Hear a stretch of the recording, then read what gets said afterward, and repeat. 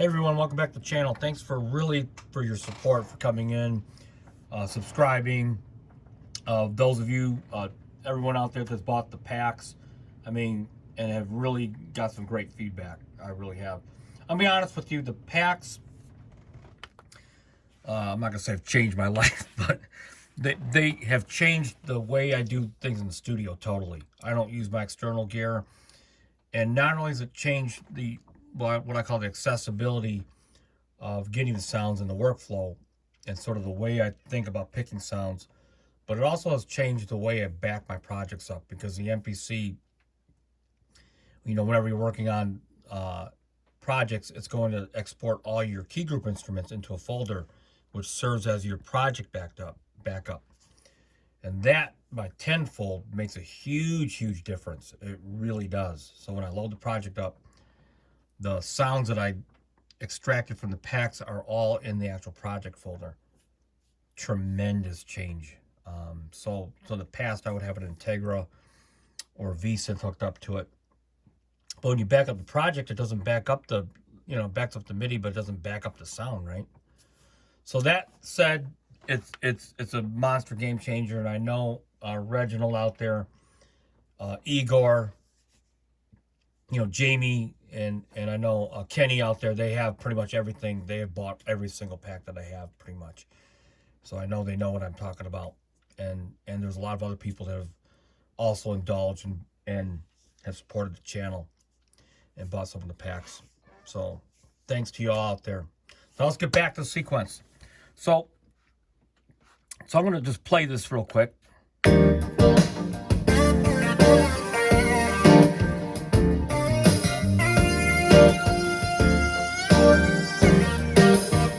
So what we're looking at basically is we're taking advantage of sort of the layout that the MPC displays the MIDI tracks. So if I go to Bank A, Bank B, Bank C, and I double tap different bank buttons, I'm in E, I'm in F, and I'm in G. So what we have is 100 and at least, I think it's 128 MIDI tracks. That's a lot. And so why not leverage that real estate so that we can keep our tracks in a visual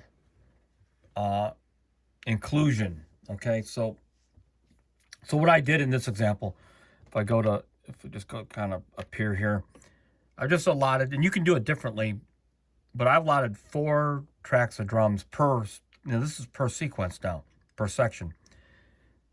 4 parts of piano, bass, blah, blah, blah. Okay, and then my lead sound, 4 blocks of this stacked lead, which is coming from the JD990 pack and the K5000 pack, this lead sound. They're just layered. But if you think you need 4 tracks of drums and then 8 tracks of, fills that you can, if that's how your workflow is, leverage this real estate. It's there for you to use. In this example, and I'm going to show you in a second, it's better to play it than to actually talk about it. So what I'm going to do, I'm going to go into my favorite page, I guess, which is your MIDI track sequence page, and it gives you the overview, of course, in a checkerboard view. That's why I'm doing it this way. And so if I'm playing this, and if I think it defaults to mute, but if I want to hit solo,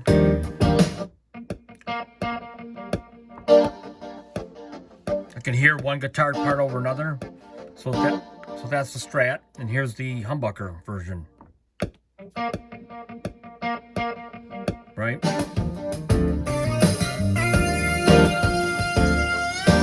Now if I go to the second 32, I'll just mute. I'm in mute already, so I'll mute these 2 tracks here. And I'll go back to this first 16 block, and I can listen to it without the lead.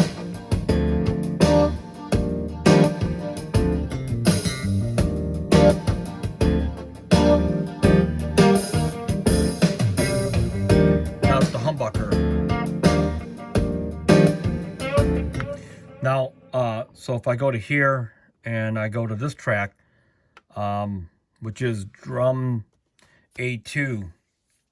So if you haven't noticed by now, I think I glossed over this on accident, but shouldn't have. My sections are also I kept it real simple where I have the section titled A, a section titled B, a section titled C, and they all represent a different section of music, right? But if you notice in section C, I have the letter C in every single track, right? And in section B, I have a B in every section and every name. And of course in A, same thing. And the reason for that is because when the MPC shoots audio out or exports audio, it's going to give the audio file the name of the actual track that you're exporting. And so instead of naming this chorus and reprise and all that stuff, you know, bridge, I just kept it simple so that the audio file that has drum A, I know goes to section A, right? And the audio files that have B in it, whether it's B take 2, take 1, take 3, is going to have to go to section B. And it's all becomes more apparent in a second. So I'll show you in a second here. Okay, so we're going to go into here. And so maybe I should show this example. So in section A, drum 2,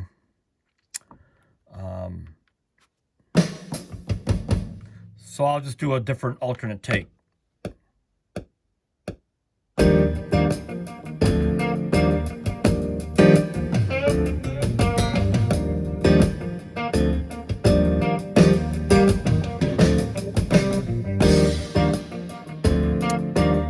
Okay. My hands are cold. I mean, it's really cold here in Michigan. I got to get them warmed up. I know Tony out in Minnesota's got to be even colder out there. So,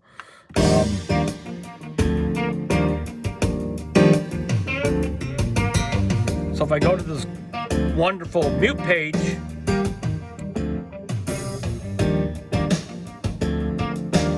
and we're really getting into Akai Force territory.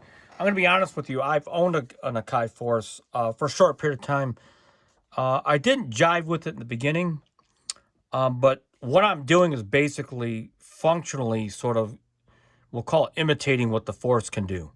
I still think Force is more for, I'll get into that in another video. So now I have the flexibility on this page to go back and forth between here.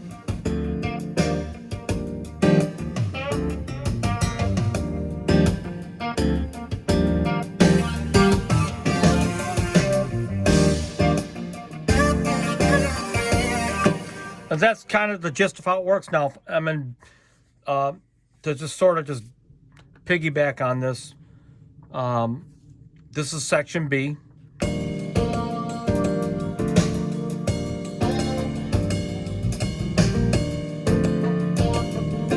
What's kind of cool about this is I have two different versions. I have what we call a fretless version that has a double time drums, sort of like the Pat Metheny thing.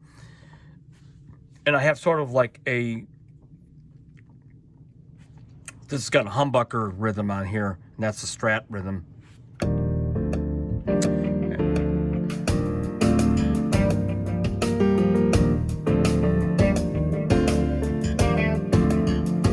So it's sort of that.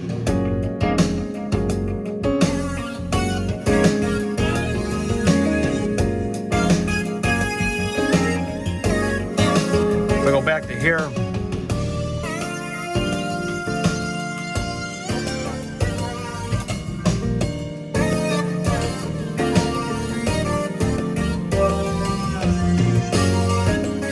so you have that flexibility, but more so you have the simplicity, so that the old ways to do, I would have a drum track here and a bass here and a bass here, and I have to sort of hunt and peck, and this just keeps it more organized.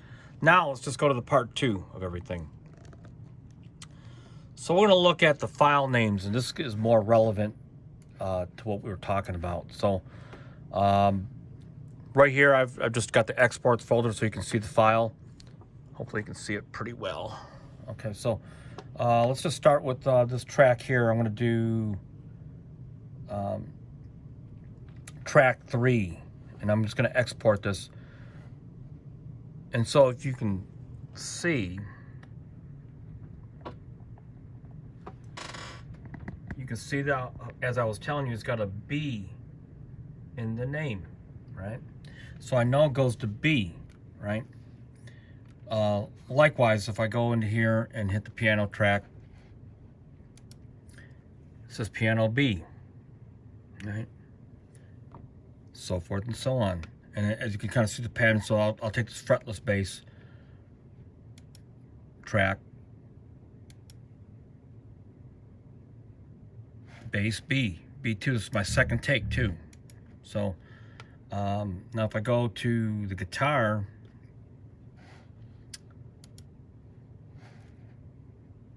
now the one thing about this is like the lead, which I'm going to show you up here in Bank B. So the lead, because they're stacked, you have to bounce them for each stack. So B11, B1.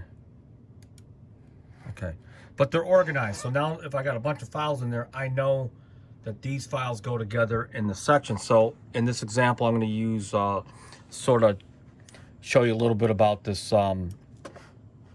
universal control from Mac OS, right?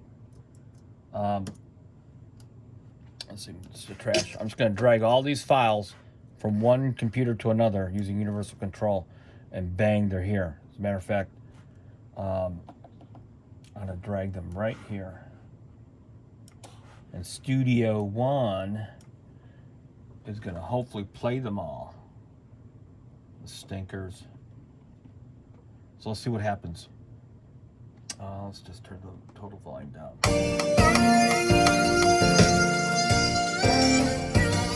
And now we're talking, I'm in audio now. Now I'll cover this on another setup. I have 2 Mac Minis running my whole studio.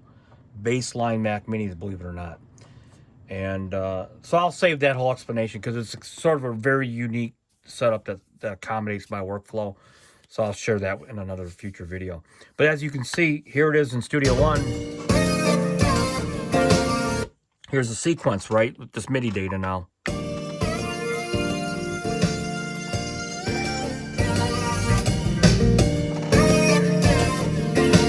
Of course, here's the real audio.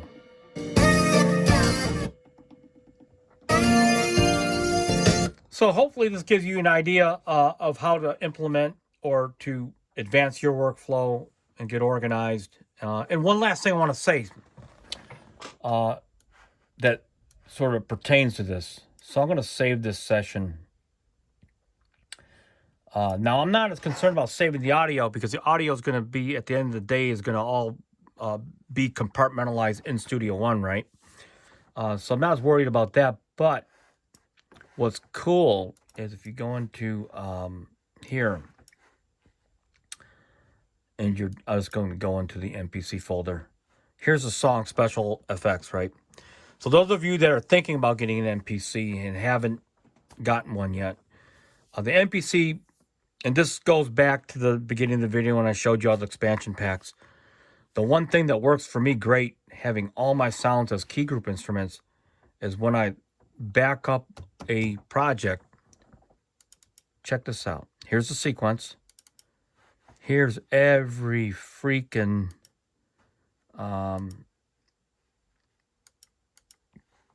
so each sequence, right? Here's each program. So every program that I've loaded gets backed up to this folder, okay? Beautiful. Now this folder now, right, goes over to my Studio One project folder. So that one folder will have everything that the MPC needs to run that I did with all the programs that I used on to make those sounds as audio.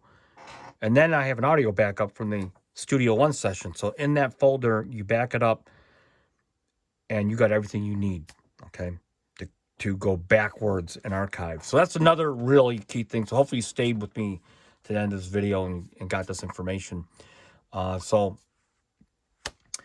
leave any questions or comments. And again, thank you for your support and peace out.